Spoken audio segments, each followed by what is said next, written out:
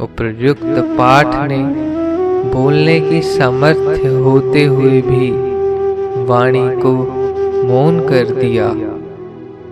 गति रुकने लगी, चंचलता स्थिरता में बदलने लगी और जैसे जैसे चंचलता स्थिरता में बदलने लगी, वैसे वैसे छिपे हुए राग की पूर्ति भी होने लगी।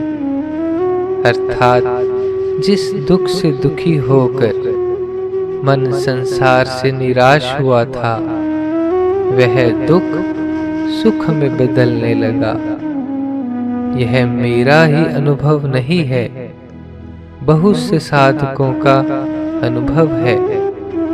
कारण कि यह नियम है कि जिस कठिनाई को शांतिपूर्वक सहन कर लिया जाता है, वह कठिनाई स्वयं हल हो जाती है। शांतिपूर्वक सहन करने का अर्थ है अपने दुख का कारण किसी और को न मानकर दुख को सहन कर लेना। सुख आने पर अपने से दुखियों को बिना किसी अभिमान के वितरण कर देना चाहिए, क्योंकि सुख वास्तव में दुखियों की ही धरोहर है। उसे अपना नहीं मानना चाहिए। अंतर केवल यह है कि आस्तिक उस सुख को प्रभु के नाते दुखियों को भेंट करता है, तत्वज्ञ सर्वात्म भाव से और सेवक विश्व के नाते। यह नियम है कि जिसके नाते कोई कार्य किया जाता है, कर्ता प्रवृत्ति के अंत में उसी में विलीन हो जाता है, अर्थात अपने लक्ष्य को प्राप्त कर लेता है। तो यदि किसी की चाह पूरी कर सकते हैं तो पूरी करें, किंतु यह आवश्यक देख ले कि जिसकी चाह पूरी करने हम जा रहे हैं, उसमें अपना सुख है अथवा उसका हित है। यदि उसमें आपको उसका हित दिखाई दे तो अवश्य पूरा कर दे। यदि उसमें अपना सुख ही दिखाई दे तो उसे दुख का आवाहन समझें। यह बड़े ही रहस्य की बात है। जब हम किसी की चाह पूरी करने जाएं और सोचें कि उसमें उसका हित निहित है, तो समझना चाहिए कि हम समाज के ऋण से मुक्त होकर आनंद की ओर अग्रसर हो रहे हैं। आनंद किसको मिलता है? जिसकी प्रवृत्ति दूसरों के हित के लिए हो और जिसकी निवृत्ति वासना रहित हो। दुख किसके पास आता है? जिसकी प्रवृत्ति अपने सुख के लिए हो अथवा जिसकी निवृत्ति वासना युक्त हो। यदि आपको दुख बुलाना है तो अपने सुख के लिए प्रवृत्ति कीजिए। यदि आपको आनंद अपनाना है तो दूसरों के हित की प्रवृत्ति कीजिए। यदि असमर्थ है तो शांत हो जाइए, मौन हो जाइए।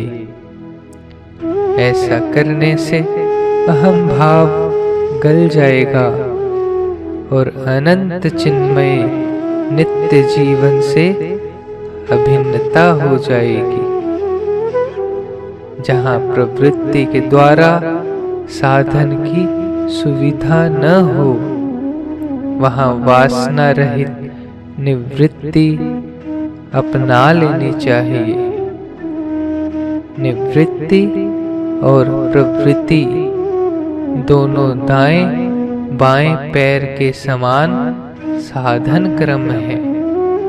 जैसे दोनों पैरों से यात्रा सुगमता पूर्वक हो जाती है, उसी प्रकार निवृत्ति और प्रवृत्ति में हमारी जो साधना रूप यात्रा है वह सुगमता पूर्वक हो जाती है और हम अपने साध्य तक पहुंच जाते हैं। केवल प्रवृत्ति अथवा केवल निवृत्ति के द्वारा ही जो अपने लक्ष्य तक पहुंचना चाहते हैं उनकी वही दशा होती है जो एक पैर से यात्रा करने वाले की होती है, जिसमें सफलता की कोई आशा नहीं। सर्वहितकारी प्रवृत्ति और वासना रहित निवृत्ति ये साधना के मूल है। सर्वहितकारी प्रवृत्ति वही कर सकता है जो यह विश्वास करता है कि विश्व एक जीवन है, अथवा यह मानता है कि मेरा व्यक्तिगत जीवन विश्व के अधिकारों का समूह है, अथवा यूं कहो कि जो कर्म विज्ञान के रहस्य को जान लेता है वह सर्वहितकारी प्रवृत्ति में परायण होता है।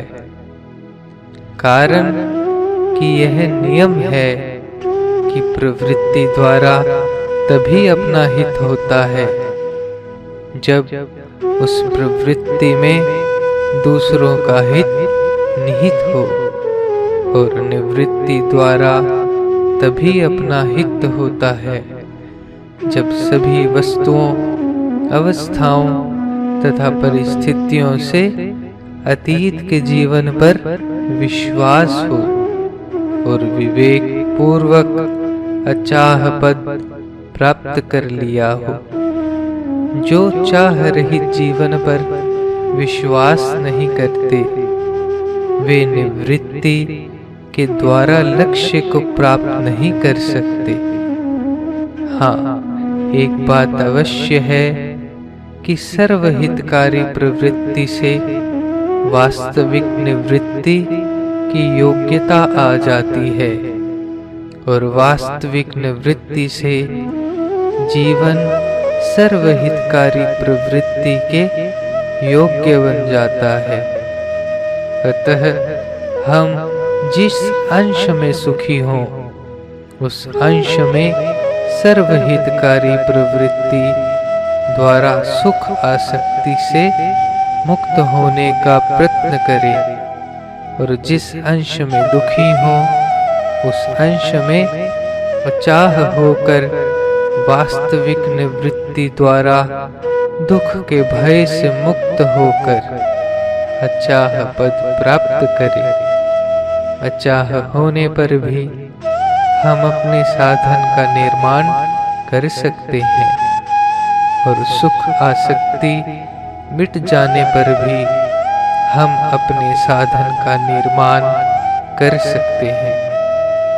अतः सुख आसक्ति से मुक्त होकर तथा दुख के भय से रहित होकर हम बहुत सुगमता पूर्वक प्रत्येक परिस्थिति में साधन निर्माण कर विद्यमान मानवता विकसित कर सकते हैं, जिसके आ जाने पर बल का सदुपयोग तथा विवेक का आदर स्वतः हो जाता है। बल का सदुपयोग करने से हम बल की दास्ता से मुक्त हो जाते हैं और विवेक का आदर करने से बल के सदुपयोग की योग्यता आ जाती है। बल का सदुपयोग वही कर सकता है जो बल का दास नहीं है, अपितु उसका स्वामी है। बल का दास तो बेचारा बल के अभिमान में आबद्ध रहता है, जो वास्तव में एक निर्बलता है। बल का सदुपयोग करते समय बल को निर्बलों का अधिकार ही समझना चाहिए, तभी बल की दासता से मुक्त हो सकेंगे। विवेक का आदर करने पर देहाभिमान मिट जाएगा, जिसके मिटते ही भिन्नता मिट जाएगी। भिन्नता मिटते ही सब प्रकार के संघर्षों का अंत हो जाएगा और फिर स्नेह की एकाग्रता प्राप्त होगी, जो वास्तव में मानवता है। स्नेह की एकता प्राप्त होने पर वास्तविक निर्दोषता प्राप्त होती है और निर्दोषता आ जाने पर एक ऐसे अनुपम जीवन की उपलब्धि होती है जिसके लिए कोई परिस्थिति अपेक्षित नहीं है, अर्थात जो सभी परिस्थितियों से अतीत है। बलवान उस जीवन को बल के सदुपयोग से और निर्बल उस जीवन को अंतर्बाह्य मौन, अचिंतता एवं निवृत्ति से प्राप्त कर सकते हैं। इससे यह सिद्ध हुआ कि प्रत्येक मानव अपनी योग्यता अनुसार साधन निर्माण करने में सर्वदा स्वतंत्र है और यह नियम है कि प्राप्त योग्यता अनुसार साधन का निर्माण करने पर साधक साध्य से अभिन्न हो जाता है। ओम